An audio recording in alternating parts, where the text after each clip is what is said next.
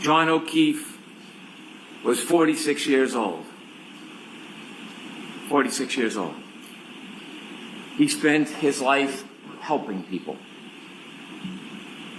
He's described as a good man, kind, generous, thoughtful. He was a Boston police officer. He worked to help the community. Everything you've heard about this man, he was a good man.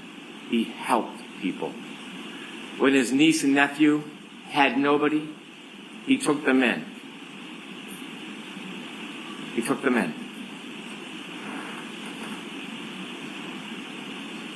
John O'Keefe seemed to be the type of person who would help anybody at any time. And on January 29, 2022, John O'Keefe needed some help.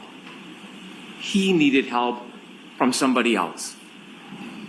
You see, John O'Keefe had just been hit by Karen Reed in front of 34 Fairview Road, and he lay on the ground dying. And he needed help. Someone to reach out a hand, someone to knock on a door, someone to make a phone call to 911, even anonymously. Not take responsibility, just to help. And there was only one person in this entire planet who could help him that morning, to give him a chance. Maybe it was a 33% chance if he met the Isaac Wolf of the world. But to give him a chance.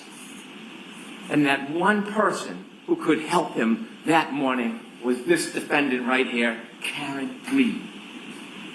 And she made a decision. In her Lexus with the shattered taillight, debris field all over the front yard, and John O'Keefe lying helpless like a child on the front yard, she made a choice. She didn't call 911. She didn't run to his aid. She didn't knock on a door. She made a decision about herself. In her Lexus, she drove away.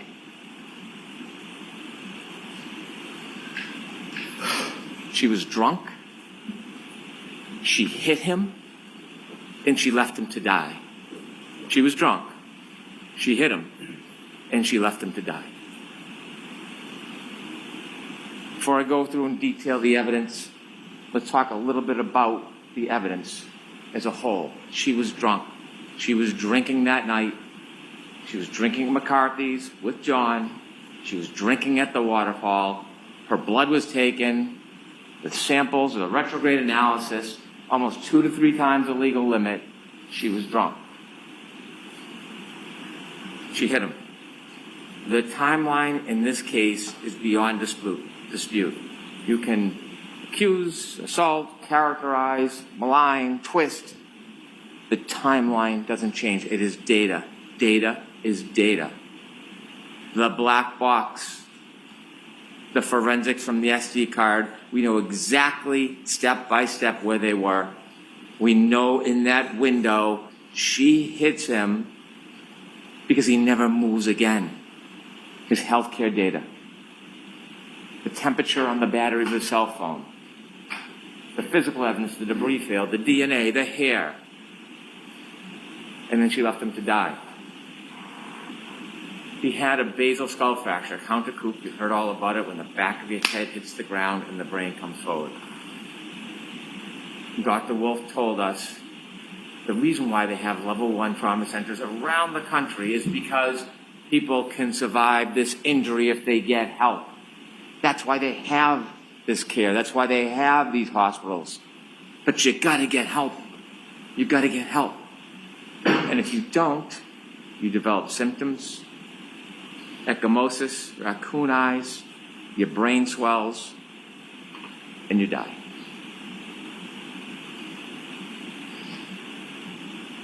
She was drunk. And that night was a recipe for disaster.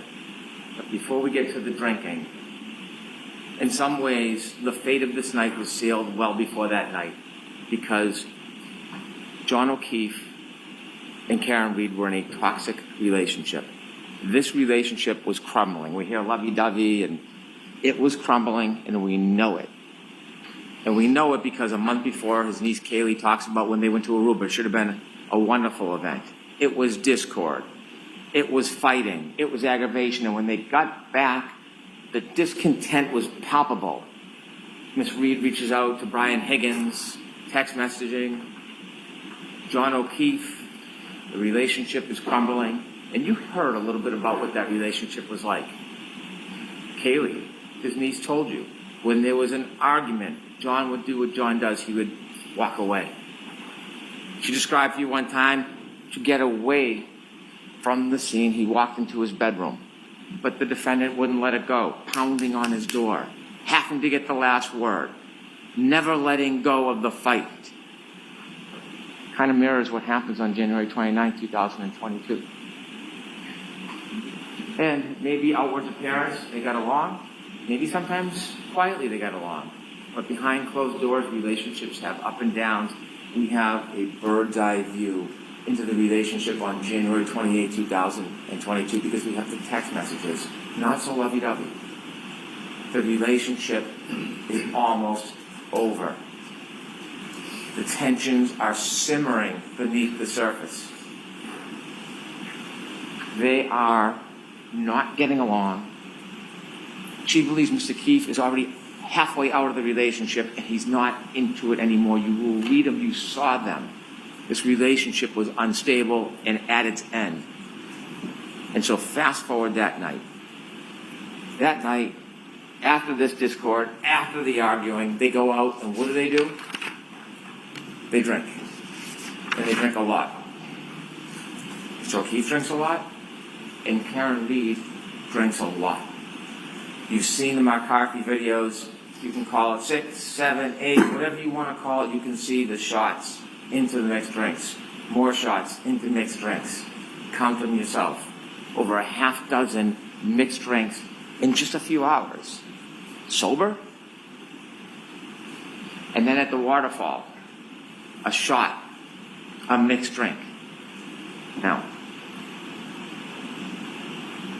it was brought up the waterfall that there was some type of discord between Brian Higgins and John O'Keefe. They knew each other. They were friends. Brian Higgins' conduct of speaking to Karen Reed was not honorable. It's not. But they were friendly. There was no adversarial relationship. There was no anger between them. What we heard is they barely greeted each other. Could we have slide 1, please? At the waterfall bar, when you see John O'Keefe come in, here's him barely greeting him. That's him and Mr. Higgins. Barely greeting each other. Reality sometimes is different than argument. This is a celebratory mood. Take that down, please. Celebratory mood. A bunch of friends. They're playing around. They're hugging. They're grappling. This is a fighting technique for a murder 2 hours later.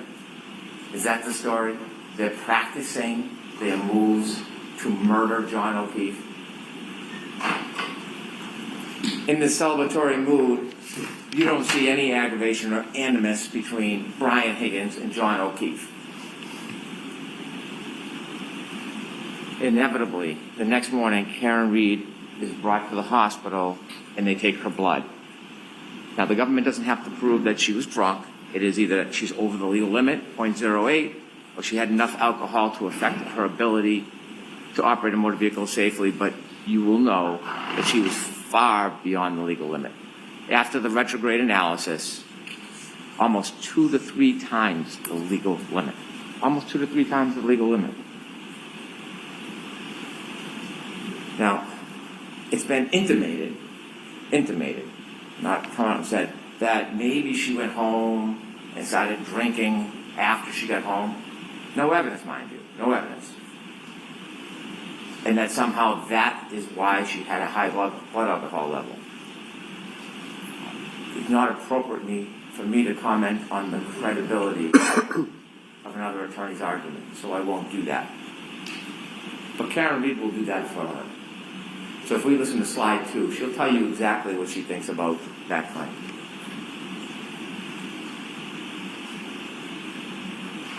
alcohol intakes, probably about 5 or 6 or 4. The drinks that they were pouring me at McCarthy's, which is where I consumed most of the alcohol, was the weakest fucking tonic. It tasted just like old soda water with lime. Slide 3, please.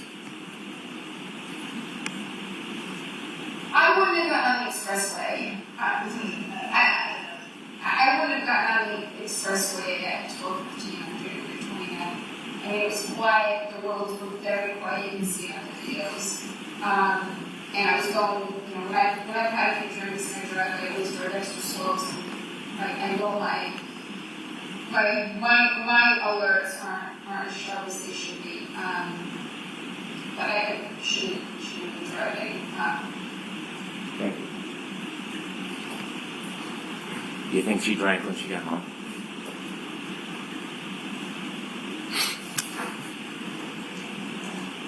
When they leave the Waterfall Bar at 12:12, you see a video, you have it in evidence, there's a still photo of John O'Keefe holding a glass. Not from the Albert's home. He didn't sneak into the house in the cupboards and grab a glass. From the waterfall, you see him with a glass, and in it is a straw.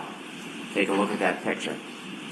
And now from 12:12 on, we virtually have a historian in the data that tells us exactly where he went, exactly step by step where he went. And how do we have that? Well, we know the defendant's car had like a black box, and Judd Welcher, Dr. Judd Welcher, took the data from the black box and downloaded it so you can see the movements and the triggering events.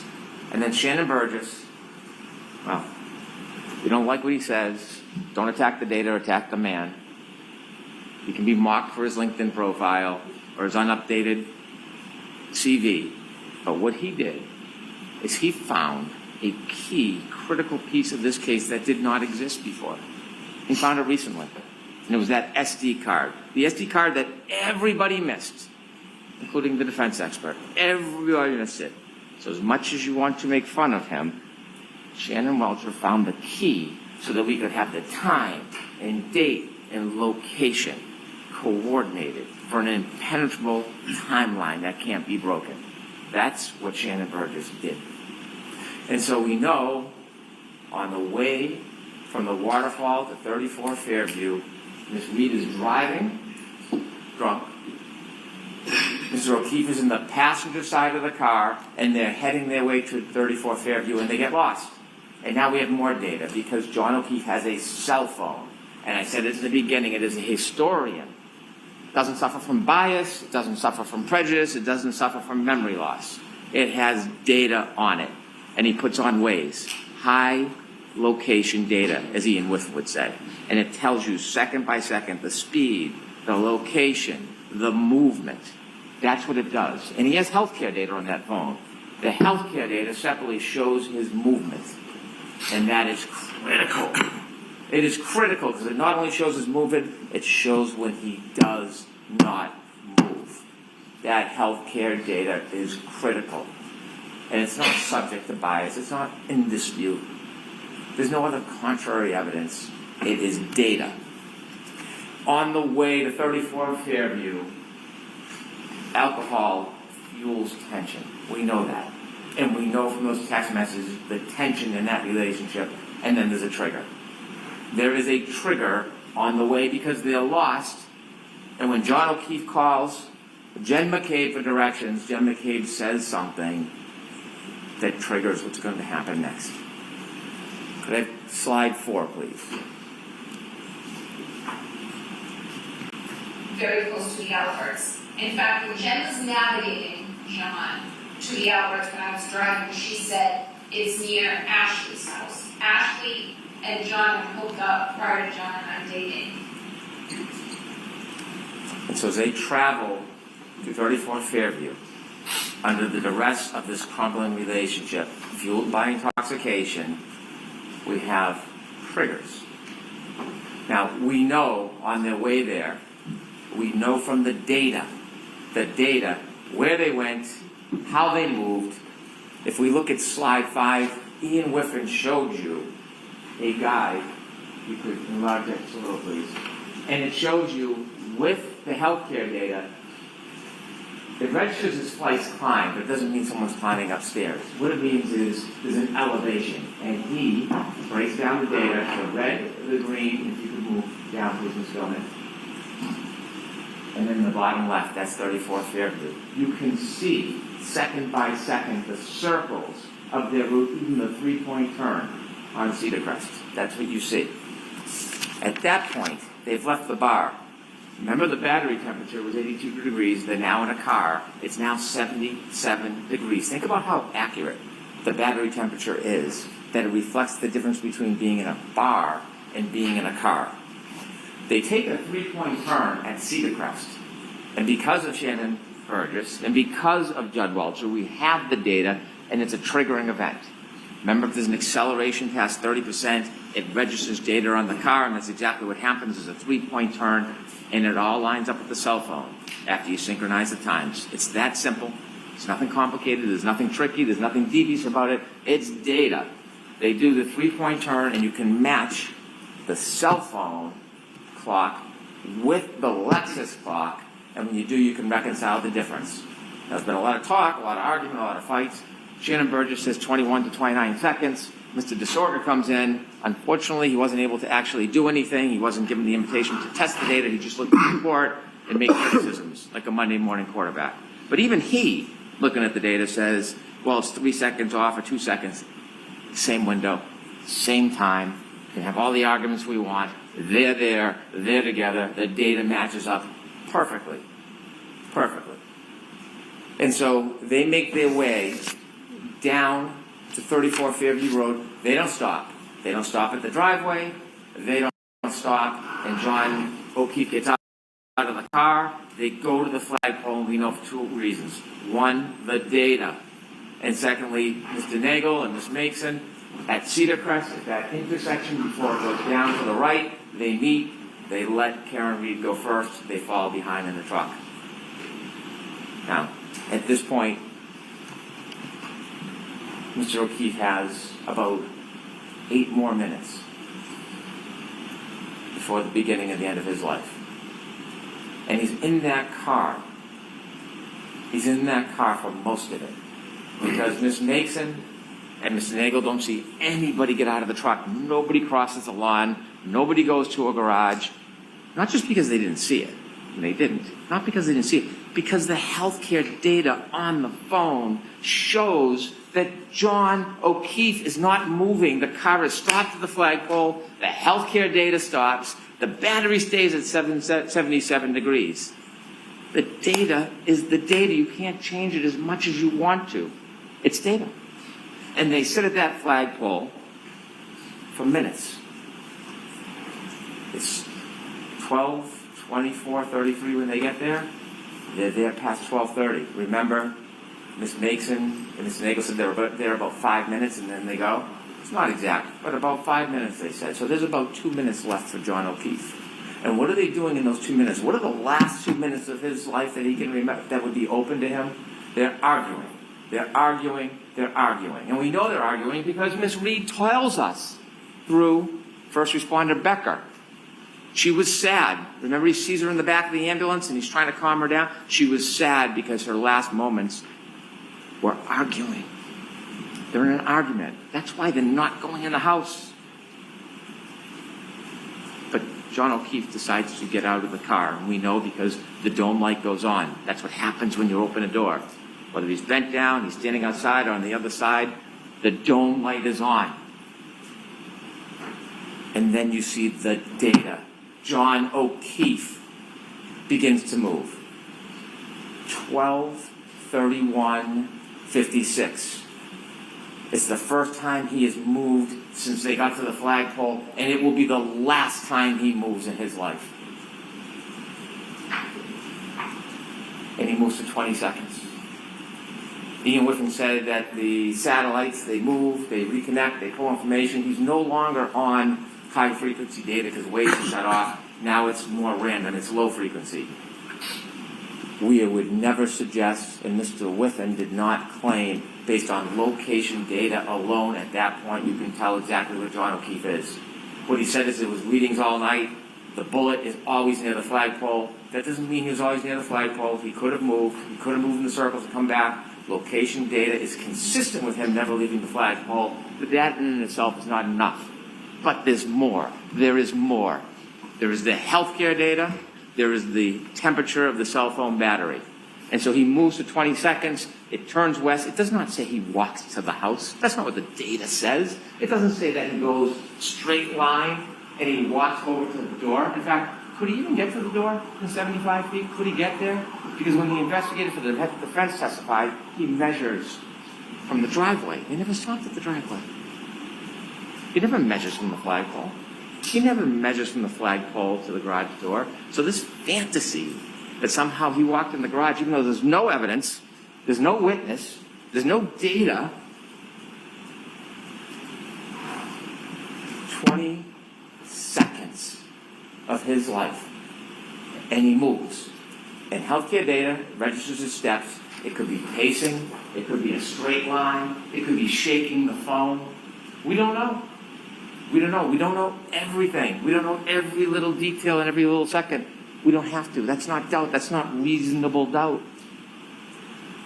We know for that 20 seconds he's moving. And in that 20-second window, when he moves, he has his phone and he looks down, 12:32:09, he sees a text message from his friend, John McCabe. And he looks at the text message and he closes it.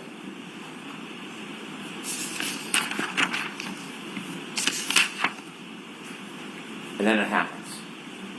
We know from the uncontroverted data from that black box, we know that Karen Reed, after he gets out of the car, drives away. She drives for at least 33 feet away from him. He's back near the flagpole. She's gone. It's over. Whatever argument is over. Whatever anger and flame has been dispassioned, she's moved on. He's separate from her. He's safe. And then she makes a decision. That's what this case is about. Then she makes a decision. She could have driven home. She could have broken up with him.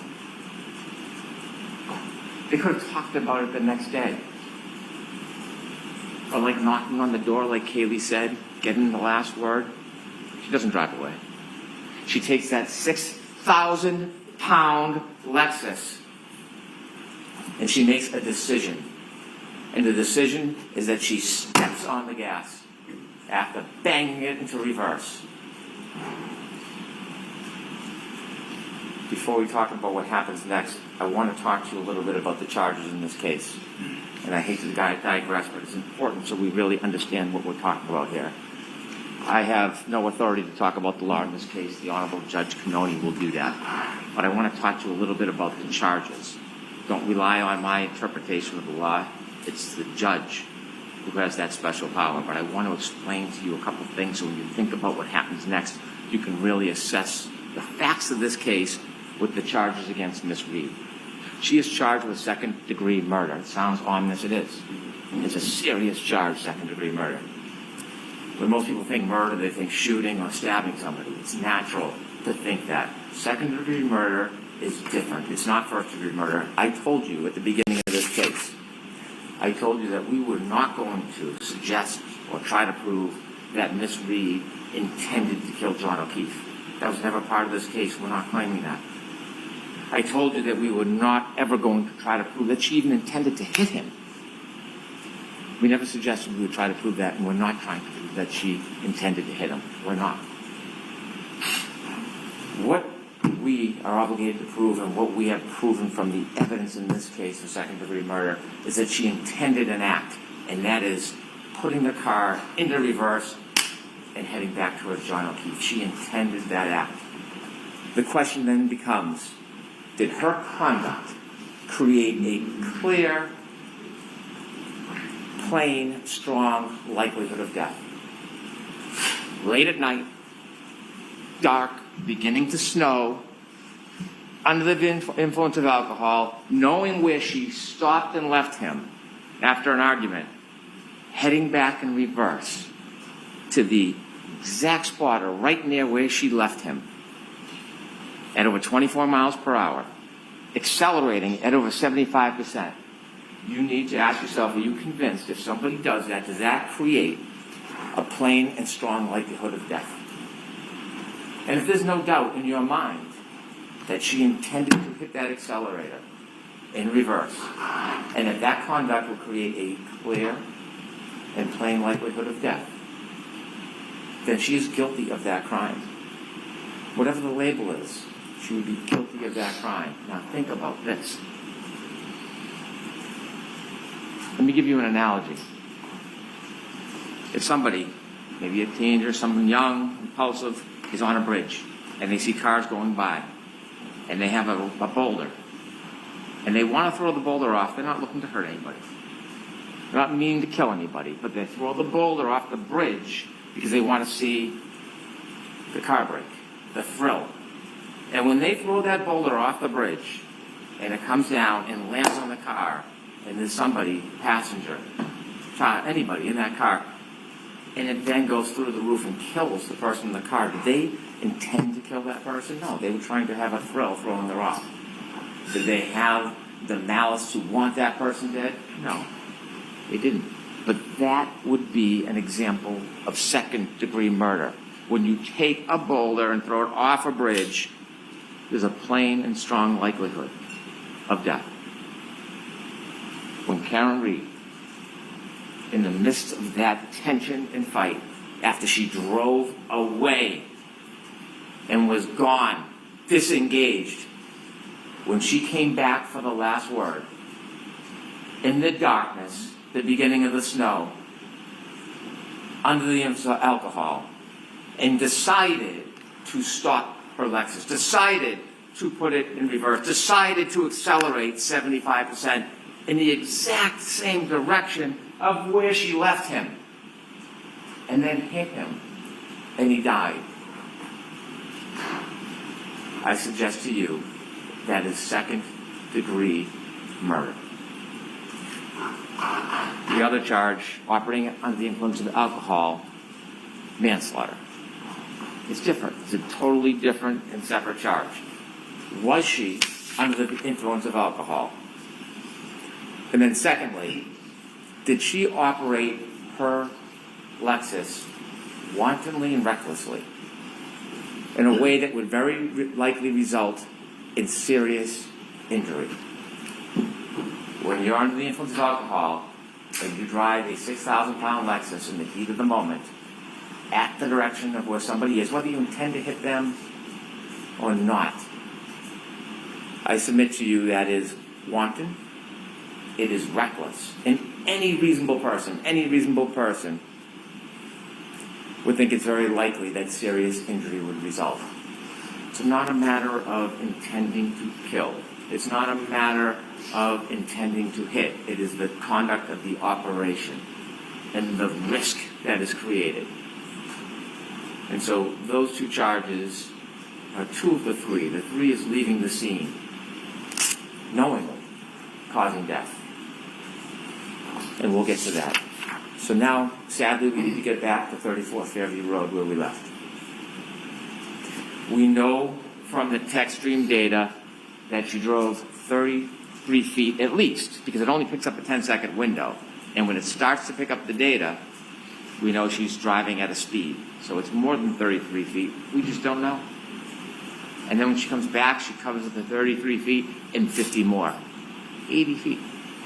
80 feet. Over 80 feet. Now, nobody has ever suggested, even Dr. Welcher, when she collided with them. This data doesn't tell you collision. It's a 6,000-pound Lexus. It's a 216-pound man. It's not going to show a blip. It could have been in that 10-second window. It could have been 2 seconds after. It could have been 4 seconds after. But it's in that pocket of time, and we know it. We know it because when you reconcile the data with the phone, that 20 seconds is in the same window of that 10-second window coming back. So even if it's a couple seconds later, 4 seconds later, whatever Mr. DeSorgo wants, he stops moving. John O'Keefe stops moving. Forever. Forever. Next slide 6, please. You'll get to see this more closely, and you can probably see it where you're sitting, but there's important data. Data doesn't lie. And you will see acceleration, 75%. You will see speed, 24 miles per hour backwards. You will see distance, over 80 feet. That's what you're going to see in this data on that night.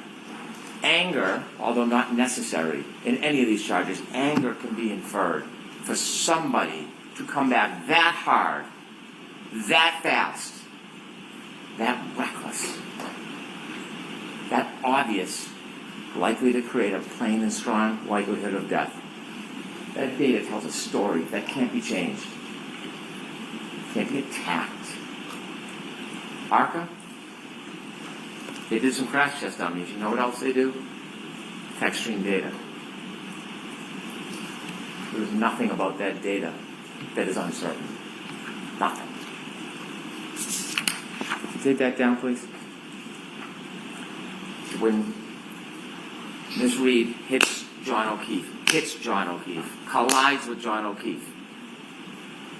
We don't know if he went in the air a foot. We don't know if it was how much of a clip it was. We don't know if he stumbled back. But we know there's a collision. There's no doubt there's a collision because her taillight's all over the yard. It's all over the yard. And when he falls back and he hits the back of his head, his basal fracture, he's then lying there helpless. When Miss Reed leaves, she leaves behind tons of her taillight all over the yard. All over the yard. It's called the debris field. And you've seen videos. You can't replicate the exact contact. You can't because you need where the person was hit, how fast the person was going, but you know what happened because when you look at the debris field, when a light is broken, it's no different than what was on the front yard. It's no different. She leaves him behind. She leaves her taillight behind. She goes home. And on her way home, you know she's still angry. You know she's still angry because she starts leaving him voicemails. Slide 7, please.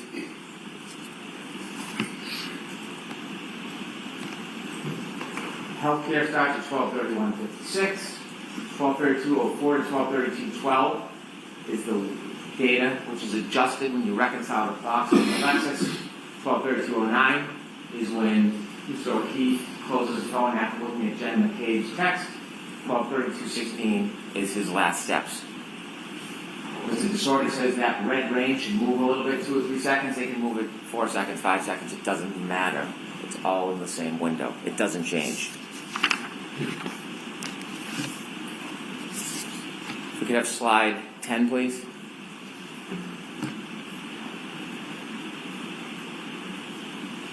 Can you play that, please?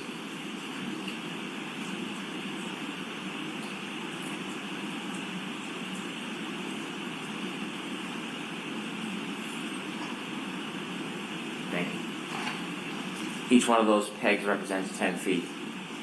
You can't place that car where it was in front of Fairview. You just can't. The data doesn't tell you that, but that tells you the movements of that car. Now, as John O'Keefe sadly lays on the ground, abandoned, you're going to have to ask yourself a question for charge number 3, leaving scene, knowing somebody was injured and then died. You're going to have to ask yourself, is there evidence that Miss Reed knew that she had hit him? Don't need to prove it for murder 2. Don't need to prove it for OUI manslaughter. But for the 3rd charge, Commonwealth has to prove beyond reasonable doubt she knew she hit him. We weren't there, but there was an eyewitness. There was a guide. And that eyewitness tells us that she knew. And that eyewitness is Karen Reed herself. She tells you that she knew. Could we have slide 8, please? Could I have hit him? Did I hit him?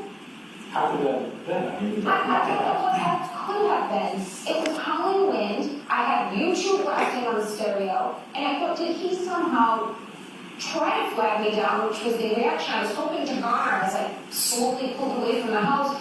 Did he come out and maybe trip or bend over to pick up his cell phone and I ran over his foot and then he passed out drunk? I mean, I didn't think I hit him, but could I have clipped him?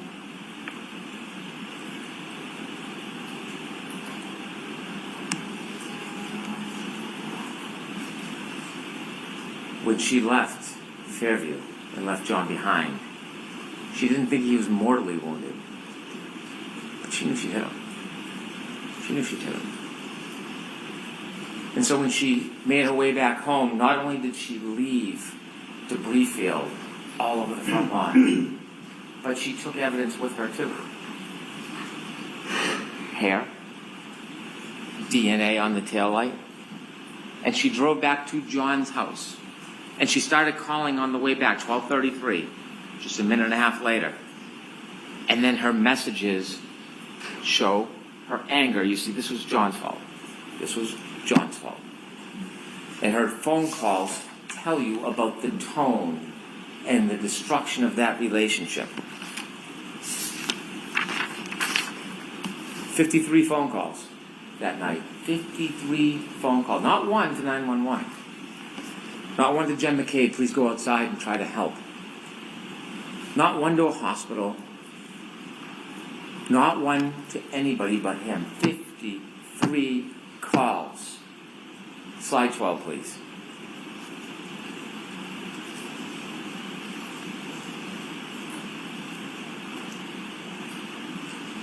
Can you play voicemail 1, please?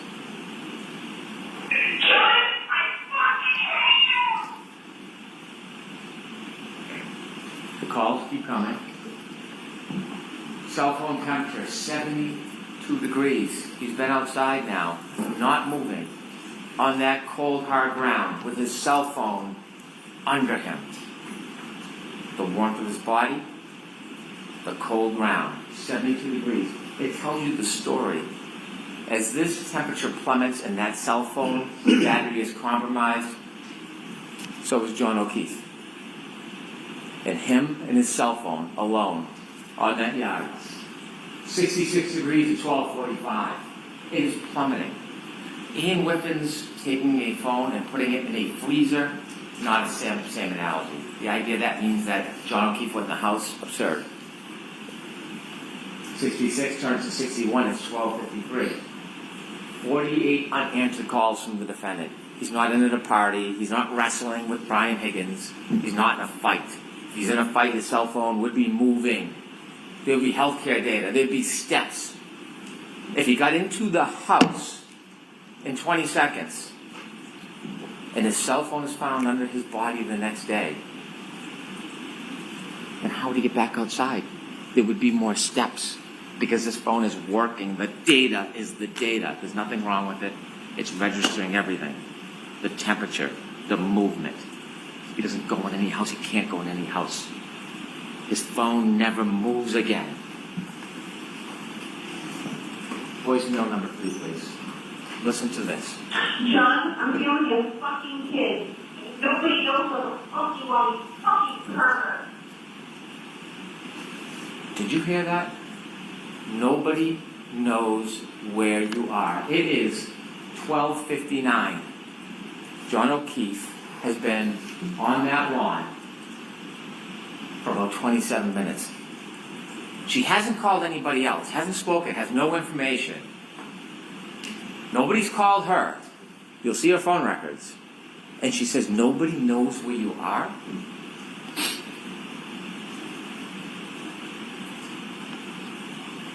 She knows. She knows. Nobody does know where he is. Except her. Except her. Why is she asking nobody knows who you are? She is starting to get panicked. Because she knows she hit him. Not suggesting she meant to kill him. Or for him to die. But she knows she hit him. And now he's not responding. And she's getting nervous. And she's getting anxious. And she's leaving call after call after call. He's not answering. He's not calling back. He's not even picking up the phone.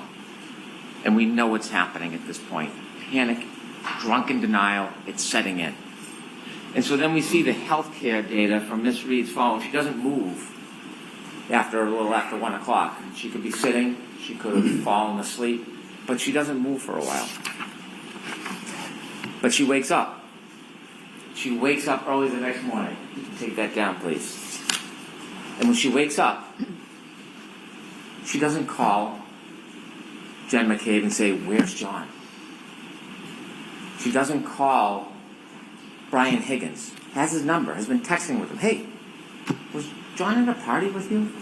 Did you see John tonight?" She knows exactly where she is, and she's frantic. So she wakes up Kaylee, that young girl at the time, and she says, she's panicked, she can't understand what she's saying. "Call Jen McCabe. Call Jen McCabe." Why is she calling Jen McCabe? She calls Jen McCabe. You know what she doesn't say when she calls Jen McCabe? "When did he leave the house? What happened last night?" No. She calls and says, "I left him at the waterfall. I left him at the waterfall." See, now it's gone from panicked to self-preservation. "I left him at the waterfall." And Jen says, "Left him at the waterfall? We saw you in front of the house." Click. Hangs up. Hangs up. So then she calls someone that she doesn't know very well. She calls Carrie Roberts. But now she has to pivot because someone has seen her in the exact spot that John will be found soon. Whether she's the first one there or somebody else, John will be found. Maybe Lucky missed him. It's a snowstorm. You can't see. But someone's going to find him at some point. So she calls Carrie Roberts. It's no longer she left him at the waterfall. She pivots. And she calls, "Carrie, Carrie, Carrie. John's dead. I think he got hit by a plow." Why do you think she chose those words? Why did she choose those words? Because she knew that there was a collision with a large motor vehicle, and she had to substitute her 6,000-pound Lexus for another big vehicle. I think he got hit by a plow. And so now we have the introduction of Jen McCabe and Carrie Roberts. Phone calls that they probably never, ever wanted. A worse nightmare to get a call like that. For what's going to happen, what they're going to see, what they'll never be able to forget. But because the defendant is John O'Keefe's girlfriend, they wake up in the middle of the night, in a blizzard, out of their kindness, their loyalty, their devotion to John O'Keefe. And when she calls them and tells them that she wants them to come out, this soccer mom with a perfectly normal life gets drawn into this whole farce, and she answers that call. She gets out of bed. The spirit and kindness she displays to put herself in that position because someone asked for help, because that's what good people do. Carrie Roberts didn't know Jen McCabe. They both knew John. They met each other once years before. Carrie Roberts, separately at that time, answers the call, gets out of bed, drives to go help, because they have a common denominator, a common bond. John O'Keefe. And so you hear and see at 5:07 the defendant leaves Meadows. She leaves. And Kaylee is behind waiting. And you see her back up, and Judd Welch just showed you all of those demonstrations where you could see the unsettled snow in the back, and after the bump you can see the pieces missing. No taillight. There's no taillight on the ground, all the white snow. There's no crack, there's no break. It's a nudge. It's a nudge. But the taillight has already been broken, because when you look at the video, not one little piece, it's still framed, little angle with the light, the brakes are up. You take a look, you'll be able to slow it down. You'll see the exact same piece is missing. Because it's back at Fairview. That's why it's missing. It's not there, it's back at Fairview. And then she leaves at 5:07. She gets to Jen McCabe's about, 5:35? 28 minutes. It's about a 10-minute ride. Where did she go in 28 minutes? Where did she go? We don't know. We don't have data for that. But we know when she gets to Jen McCabe's house, she is panicked, frantic, out of her mind, screaming, waking everybody up. Jen McCabe comes down, can't understand her, going out to the car to try to console her. Why is she so frantic? Why can't she speak? Why can't she say a word? Because John went out and had a drink and fell asleep on a couch? Because John would maybe be cheating on her? What is causing this extraordinary duress? Did she stop somewhere on the way by? Did she just see death? Kerry Roberts comes, take charge kind of person. She pulls him behind. She sees the broken taillight in Jen McCabe's driveway, and she decides she's going to commandeer this. We're going to the back to Meadows. You're going to follow me. Leave the car. I'll drive. At this point, Jen and Kerry don't know each other. They've only met once. And they go back to Meadows. They obviously don't find John because he's back at 34 Fairview. And then they start their way towards 34 Fairview. They start driving towards 34 Fairview, and they're looking. And you heard from Kerry Roberts, Jen McCabe, they're looking out the window. They can't see a thing. The snow, the blizzard, the weather, the darkness, they can't see anything. And they're driving, and they decide they're going back to 34 Fairview. And this is remarkable. This is remarkable. When they start their way past towards 34 Fairview, they get close. And when they get close,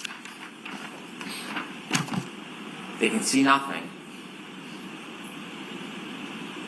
But the defendant screams, "Stop!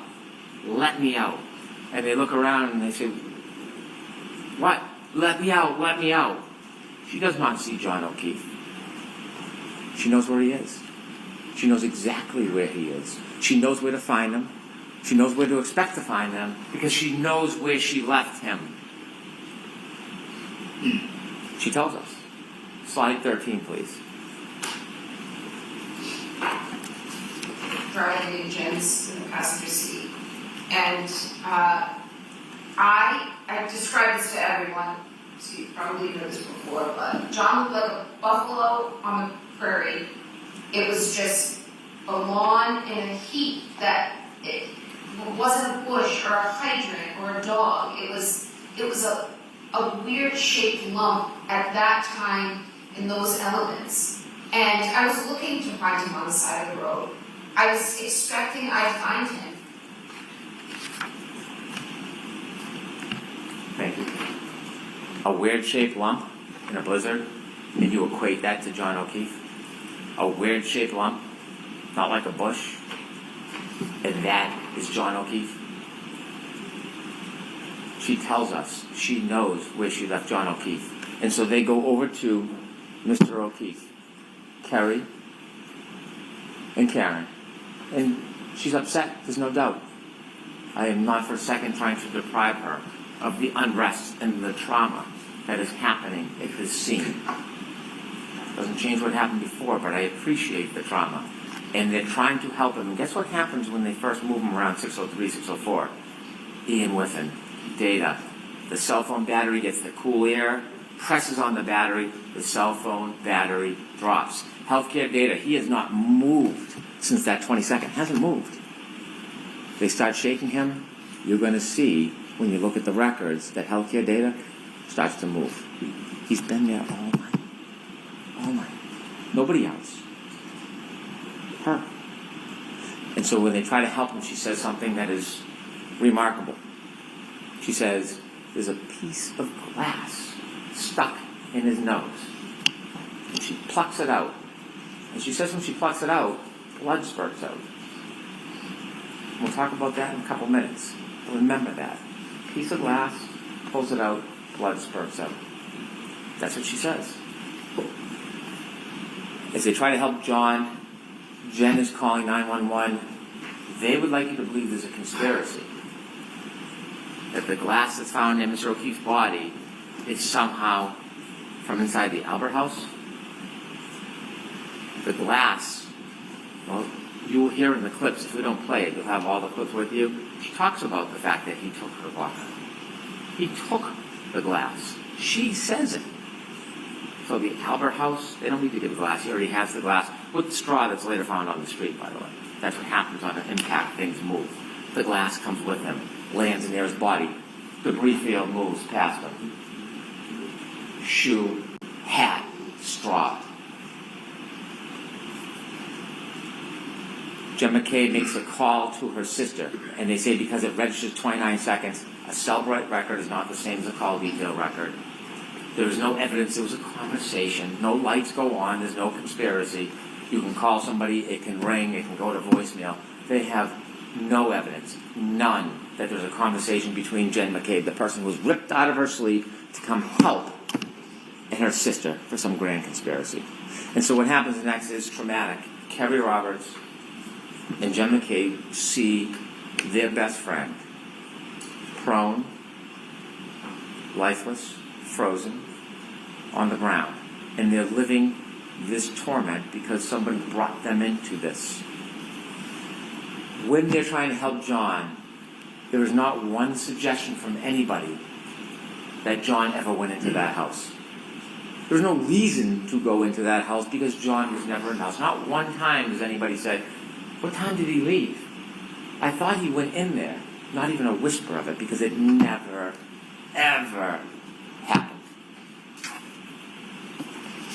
When they find their friend John, he's not 20 feet off the side of the road like Mr. Rentschler or Mr. Wolf thinks. He's right there by the side of the road, close by the curb. Could we have slide 14, please?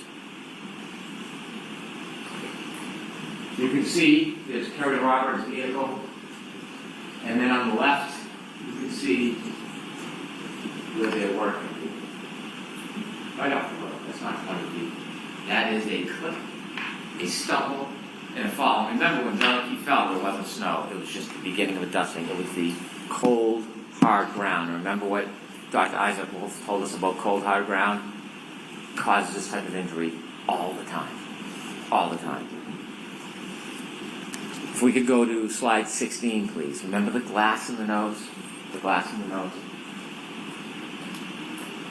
See on the bottom left, that's where the Canton Police Department found the glass that he took from the car, from the waterfall. And then Exhibit 195, matching glass. On February 3rd, the matching piece of glass was found on the street.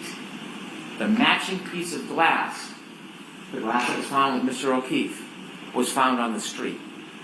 He didn't fall back 8-10 feet from the road. It broke, and then it shattered and went to the street.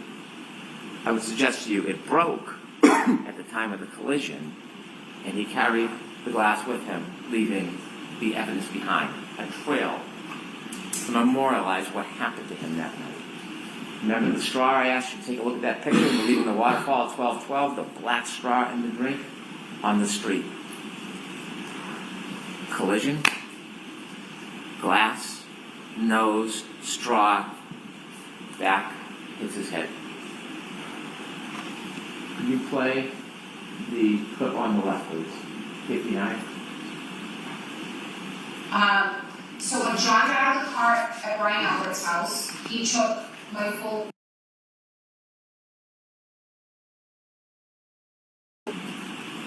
169, please. So John's laying there, his left and his right, and I approached John from the left. That's where the street is. And he had a piece of glass, like perched on his nose, like just wedged like a splinter would be. And it just pulled it, and as soon as I pulled it, it just gushed blood down his face. Thank you. 911's called by Jen McCabe. She's not hiding from anybody. She's trying to help. She's bringing attention to the situation. And when 911 comes, we have first responders. These people are heroes. Some of them, you heard from some of them, they were born to help people. That's what their life is about. The detail on all their mechanics, getting to work 2 hours early to know the blizzard so that you're there on time so you can help people. These are the core of our community. Mr. Nuttall, this is what he does. He rushes to go help. He's the first person on his knees. He doesn't know this person from anybody. But to him, it's another human being. This is his passion. Katie McLaughlin, first responder, This is not just a profession, it's her life. Yes, she knows Caitlin Albert. Do you think she went there that night at a party and set up a murder and came back? And so they tell you what happens at the scene. Some things hard to remember, some things people will never forget. When you're in a traumatic incident, sometimes it's something you'll never, ever forget. And Timothy Nuttall remembers speaking to the defendant. I hit him. Remember, he's on his knees. What happened? I hit him. I hit him. She is now coming to terms with the moment. Her fear is realized. She hit him. She clipped him. She didn't think he was mortally wounded. She panicked. She can't come to terms with it, so she has to bring people with her to face it. And now she's facing the reality of what she had done. And her emotion is overwhelming. I hit him. I hit him. She speaks to Miss McLaughlin. I hit him. Not did I hit him, could I hit him, perhaps I hit him. That was earlier. Now she's recognizing what she did. I hit him. And these people are making it up. Anybody that says anything adverse or inconsistent or inconvenient is a liar or a perjurer or in on a conspiracy. Or is it that these good people who went there for a total stranger to do their duty to help happen to remember that she admitted what she had done? I know that doesn't reconcile with the boogeyman Proctor and the bad government. I know it doesn't reconcile with no DNA on this piece or that piece. I know it doesn't reconcile with everybody setting up the girl. I know that doesn't reconcile. But the reality is, you have independent, core people who hear her say, I hit him. I hit him. And the attempt is to portray everybody as a liar. But you don't have to rely just on these good people, although you should. You should. You don't have to, because we have a guide, and it's Karen Reed. Slide 17. So what was said was, did I know, and I've always said I didn't know, but did I really say this many times as law enforcement is claiming I said it? Thank you. I know it doesn't fit the theme, the theory, the story, but she tells you herself. She endorses those good people exactly what they had heard. She tells you herself. She hit him. It's undeniable. It's unmistakable. It's inconvenient. But the truth has a way of seeping up to the daylight. It can be oppressed and suppressed and pushed down and covered and twisted, but it rises. It rises. And it is not a coincidence. There's no coincidence that Mr. Nuttall and Miss McLaughlin hear exactly that. She tells you. And Jen McCabe, when she's sitting next to or standing next to Miss McLaughlin, she tells you that she saw or heard the same thing. Remember what happened to her on the stand when she had the audacity to say, I heard her say it? What happened to her? This woman who never even wanted to leave her home that day, pulled out into a storm to see her best friend dead. What happened when she had the audacity to say that? And now we know that the defendant herself said the same thing. And the funny thing, the ironic thing is, you will see in a photo when Miss McLaughlin, the firefighter, was speaking to the defendant, Miss McCabe was next to her. Miss McCabe was trying to protect her, trying to shut her up. Don't talk, you're upset, stop saying crazy things. The villain of the story was trying to help the defendant from incriminating herself. The irony.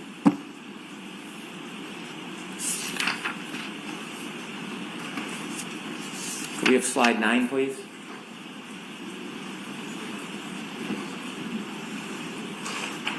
This is the battery temperature. You're going to have a chance to look at it. If it wasn't so tragic, it is interesting. It is interesting if you like data. The 29, 12, 13. They're leaving the waterfall, 82 degrees, 12:22. In the car, 77 degrees, 12:37. About 3.5 minutes after the defendant collides with John O'Keefe, it's starting to go down to 72, 12:45, 66, 12:53, 61. And you see it drop and steady off at 1:36. Remember, cell phone battery under him. John O'Keefe either struggling for life or he's passed. And Body's still warm either way under him. Doesn't move again until 6:06. It drops down 7 degrees because the women are pulling on him. The cold air is hitting the battery. What happens at 6:15? You're going to see the video. You've seen it. Still photos. Kerry Roberts goes over, picks up the phone. Not only does she pick up the phone, she puts it in her pocket, and then 20 minutes later, the next reading, the temperature rises. That's not convenient. That's not a coincidence. That's fact. That's data. And then the phone is passed, put in a warm environment, and it raises up. 6:15. How can someone conspire to pick up a phone on the side of the yard that was under Mr. O'Keefe's body at 6:15 and know the battery temperature was then going to rise? And not only did the battery temperature rise, when you look at the healthcare data, at 6:15 when she picks up the phone, you know what happens to the healthcare data, right? It starts to move. It's data. It's data. So, while they're going through this duress, the defendant asked Jen McCabe for yet another favor. Look up hypothermia. Find out how long it takes for someone to die in the cold. And there's Miss McCabe in her winter jacket, soccer mom, trying to help. She has MS. Her hands aren't working. She's trying to type in what's happening during that time. It's a frantic scene. She tells you that. The defendant then wants to run back to the ambulance, so she goes with her, never finishes or completes the input. And then she tries it again. At 6:23, at 6:24. That's what this woman did that night, that morning. Not only for her friend, for her. For her. That's what she did. And what happens to her after? Because the timestamp, when you open the timestamp, it's at the time it's open, and she's in bed at 2:27 looking up Hockomock Sports because she is so interested in the kids' sports, and that timestamp stays open. And she goes to that tab the next morning when she puts in how long to die in cold. And that is being portrayed that she's in a conspiracy. She gets vilified as a murderer, a soccer mom who came to help. It took Ian Whiffen 5 minutes to show you a live demonstration on how simple that works. That she's not deleting anything. Jessica Hyde told you it's automatic deletions all the time. You usually can't delete that information. That's not a click and swipe like the good Dr. Wolf from Arca knows how to do. This can't be erased. But they still hold on to this. As they argue to you and all the injustices that have been done, they tell you, they want you to believe, or take a flyer on the fact that she looked up how long to die in the cold at 2:27. It is an absolute contrary to the science. There's no basis to support it, but they stand here in front of you. Why? Because every time they say something like that, you look the other way. Don't look at her. Look the other way. 2:27, look the other way. Don't look at what she did. Former Trooper Proctor, look the other way. Don't look at her. Every time they make those, oh, she got the glass from inside the Alberts, maybe in the basement. Look the other way. Don't look the other way. Look at the facts. Look at the data. And it all leads to one person. There's no grand conspiracy. It leads to one person, the defendant. And it's not just the data and facts. It's her herself. Let's talk about Mr. Proctor. You were invoked with this emotion early in the opening that this is a cancer. That's a tough word. Try to evoke that primal reaction, disgust. I'm not saying you shouldn't be disgusted by the text messages. You should. You should. They're not defensible. I don't stand here and defend impropriety. I don't. But that doesn't change the physical evidence, the scientific evidence, and the data. He was terminated. He paid a penalty. He was held responsible for what he did. He should have been. He should have been. But that doesn't get a free pass. That doesn't change the facts. It doesn't change the physical evidence. It doesn't change the science. It's unfortunate. It's distasteful. It's dishonorable.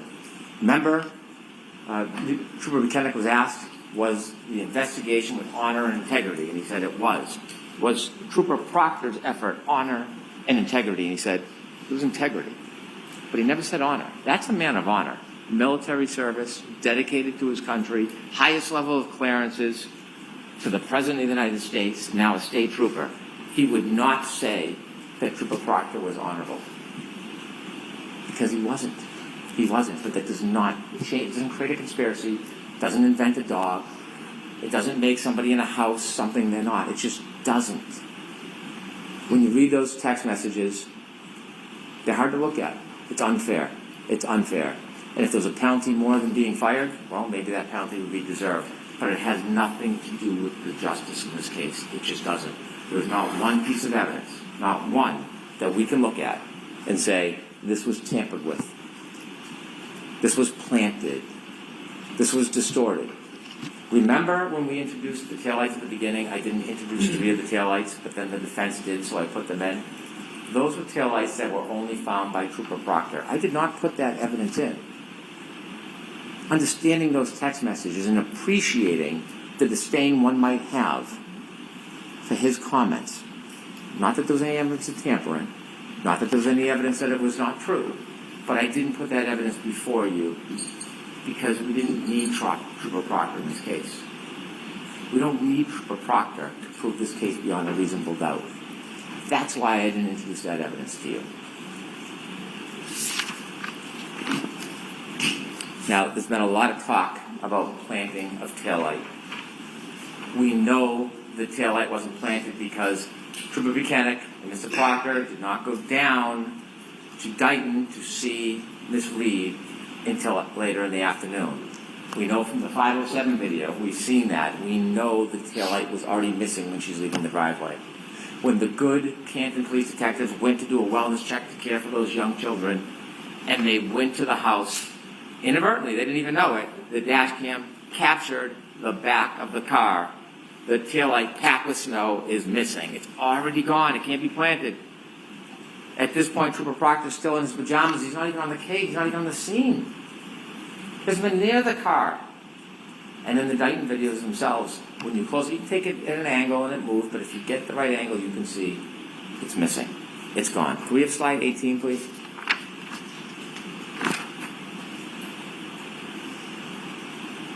.507. You can play any angle you want, but if you look at this angle, it's gone. There should be no plant. It's already gone. You know where it is? 34 Fairview Road, on the Retrial. January 29, 2022, 823. Look at the right-hand side. Look at the left-hand side. It's packed with snow. It's gone. It's gone. And the same thing when you do the videos, it's a different angle, a little smaller. If you play that and watch the lights go up and down and slow it down, you'll see it expand. It's gone. So when you have Dighton Officer Barrows come in here and try to tell you what he saw in the salad bar, couldn't have been it. You got to ask yourself, what interest does he have coming in here in this case? A lot of attention on this case, a lot of people watching. Comes in after, of course, driving all the way out to the defense attorney's hotel to meet in a conference room so he can get a subpoena. He spends 2 hours driving up and back so that he can conveniently get a subpoena that tells him to appear, which he could have got by fax or in the mail. And so when he comes in, what he says is, that's absolutely not what I saw. Absolutely not. And then he claims at the last time he testified, he had made the same statement. I showed him his transcript. And did you see the redness creep over his face? He never said this before. In fact, he testified to the opposite.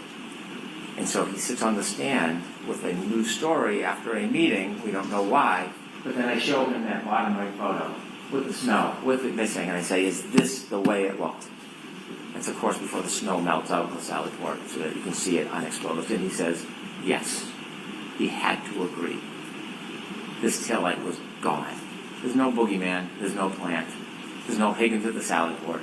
There's no one tearing out pieces. In fact, remember I played you a clip and you'll have it where the defendant says, I was picking out pieces, it was crashed in, the bulb was showing, when I was showing Kerry and Jen, when they went back to Meadows.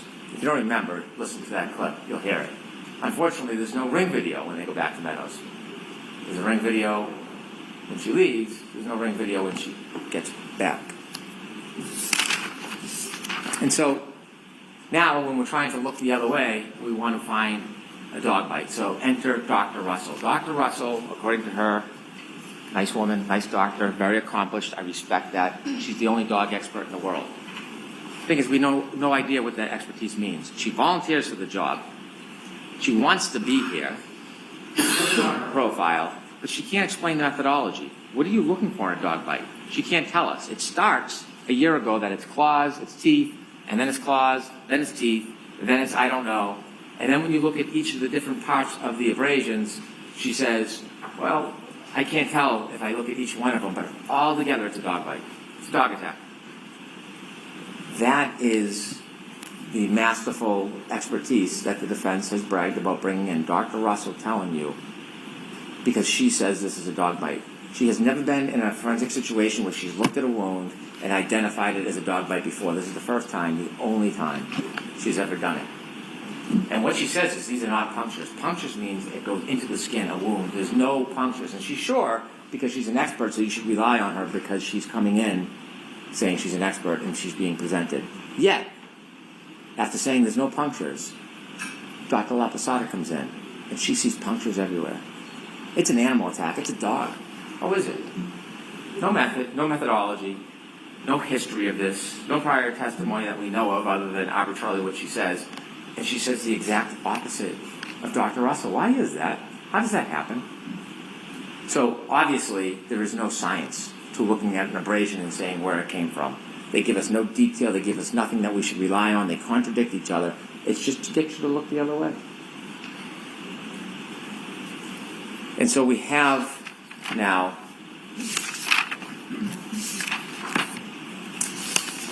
the issue of the defense has said over and over again, there's no collision. There's no collision. There's no collision. And they had a number of witnesses come in to try to say that. And they point to Dr. Scotty Bello, who works at the medical examiner's office. She tells you that she doesn't see injuries consistent with a collision.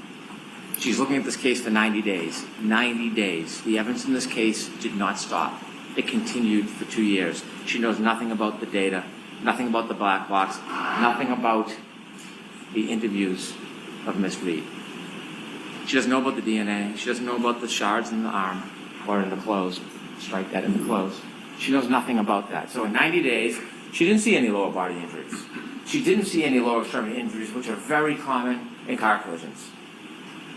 But that doesn't mean it didn't happen because she, in 90 days, saw a fraction of the information. A fraction. And we know now, argument back and forth for days about lower body injuries, the suggestion is a car accident can affect everybody differently depending on the angle, the scope, the speed. Some people can get plowed over by a car and have no injuries. Some people can get touched lightly and have more injuries. And there was the debate about no lower body injuries. Well, ARCA dispelled that in their dummy test, that you can have a collision with no lower body injuries. They did that for us. Thank you. And so the idea that at the time, in 90 days, that she doesn't have enough information to say consistent with a car accident doesn't mean there was no car accident.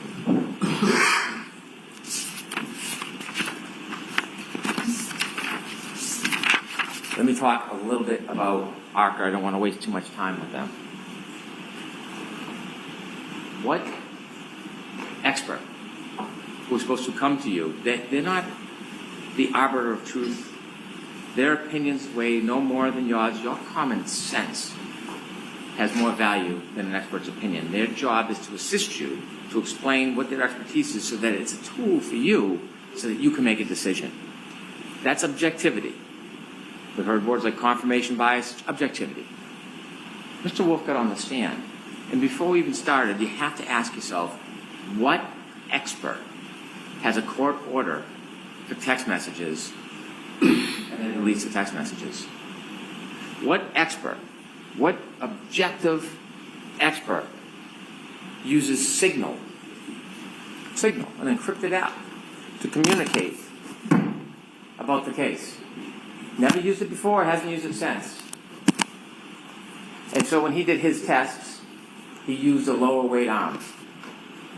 Wasn't trying to bash him, wasn't trying to insult him, tried to get him just to recognize that a 9.38 pound arm is less weight than John O'Keefe's metric, which would be 11.8. That's all, and because it's a lighter arm, it takes more speed to create the same damage.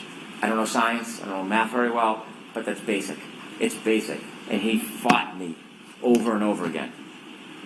Did he seem objective that he was trying to help you? Because Dr. Retrial came in the next day and said, well, you have to adjust for that. That's all I asked him for an hour about adjusting, just like Judge Welcher adjusted. Do you adjust it? And he tried to talk to me like I was making something up. His own colleague had to admit it. Now, it's funny, he admitted it before he got through his credentials. No sequestration order violations. Nobody was coaching him, but he knew enough to come in at the beginning and get right on that point. And speaking of sequestration, remember Dr. Russell on her limo ride over? If Brendan asks you a question, make sure you ask for a transcript. Impede the progress. Slow down the questioning. Interfere. Sequestration orders is so there's fundamental fairness for all witnesses, not just some. And so what happens with Dr. Retrial, we don't know, but we do know he comes in here and he tells you that he was not getting information that was helping him the last time he testified. He insisted. I asked him 5 times, was he getting information that would help him in his testimony? Not from the defense, from his former employer. And he said, no, no, no. And at the end of the examination, he reads his transcript and it's yes, yes, yes. And he tells us that he's independent and objective. I asked him about a luncheon, not a big deal, just asking him about it. And he says, I have a sandwich and I stand in the corner until I remind him that we got video footage from a documentarian and he's in one of the scenes. And then things change. So when you talk about objectivity and who to trust, they can come in and say, Judge Welcher said this and that. It doesn't make it so. Judge Welcher, Dr. Welcher, never in any report, in any presentation, in any testimony to you, ever suggested this is how it happened. This was how his arm was. This is how his feet was. He was trying to show whether or not the orientation. Could this happen with the angle, with the height? That's all that test was. It was no more. But what they do is they reposture it, repackage it, and say it means this when it doesn't, and we're going to show you why it's not that, therefore we win. That's all that is. It's semantics. Judge Welcher, Dr. Welcher, never suggested that. And his work on text stream data, unassailable. And so what we have, inevitably, is we have a timeline that never moves, data that never changes, physical evidence that can't be put in that spot without a collision. We have, inevitably, proof, without any doubt, that on January 29, 2022, Ms. Reed was with Mr. O'Keefe, and she got drunk. She drank. She was 2 to 3 times over the legal limit. And they went to a party, an after party, and they were fighting.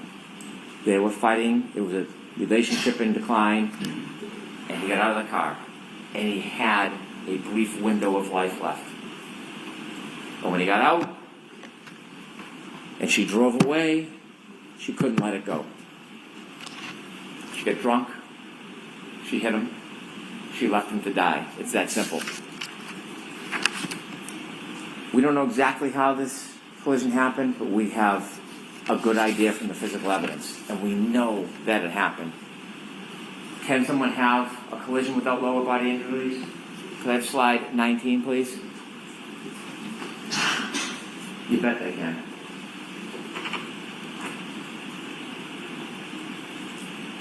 We don't know if this is the body position. We don't know if this is the exact speed, but what it tells us, this is viable. Look at the debris field.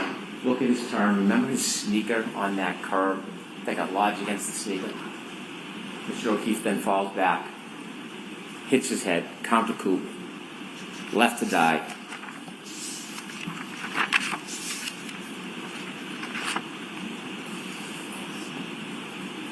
Thank you. Ladies and gentlemen, there is no doubt what happened that night. There is no doubt who did it. You have a very difficult task ahead of you when you consider the evidence and you consider the law. Very difficult. There are 3 charges. There is second-degree murder. Ms. Reed, when she chose to drive back at Mr. O'Keefe in that night with a 6,000-pound Lexus, in that anger, 75%, whether she meant to hit him or not, didn't mean to kill him, she hit him. Straight, it is a plain and strong likelihood of death. You would never back down your driveway if your kids were at the end of the driveway. You would say, well, you're going to kill somebody? You would never do it because you would expect if you drove at them at that speed. that someone would die. That's second-degree murder. OUI manslaughter, she's drunk, she was reckless. She doesn't even have to know she hit him. She doesn't even have to know she hit him. But she did. She did. And she left a man who was kind and generous and thoughtful. She left him alone. She left him alone to die. Could I have slide 22, please?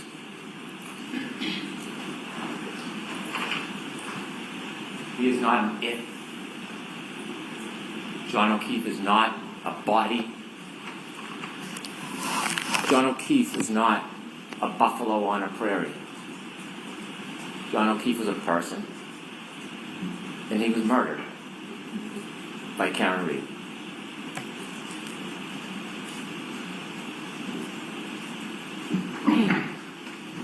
Take it.